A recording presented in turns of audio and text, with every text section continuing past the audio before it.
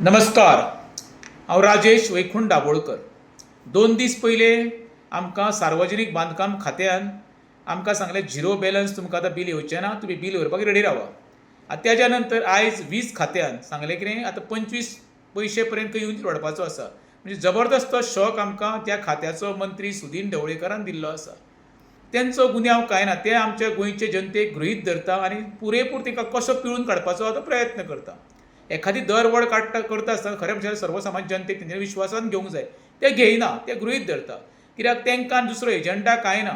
कित्याक त्या टॅक्साच्या पयशांनी आयज पयशे न्हू, जे आमचे आमदार आसा किंवा मंत्री आसा सगळे टॅक्साच्या पयशांनी ते जगता.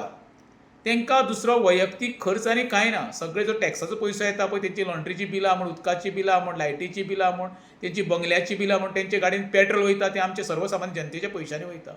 आनी मिरयता कितें? एखाद्यान कितें सांगलें, सरकारान तुका ही योजना हाडल्या, सरकारान तुका ती योजना हाडल्या. योजना हाडटा पळय ती सर्वसामान्याच्या टॅक्साच्या पयशांनी हाडटा. हें स्वताच्या पयशांनी भरिना. पण जनतेक ते कितको ते पिशान काडटले. तरी सुद्दां हांव गोंयच्या जनतेक सांगता, हें पळय तुमकां सद्या सरकार आसा पळय न्हू, हें सरकार फक्त हाय प्रोफायल लोकांचें, सर्वसामान्य जनतेचें न्हू. तेन्ना येणाऱ्या काळान लक्षांत धरचें, निवडणुका येतल्यो तेन्ना हांकां कशें घरांत हाडचो पळय हेचो एक जबरदस्त विचार गोंयचे जनतेन करचो, ही म्हाजी मागणी. देव बरें करूं.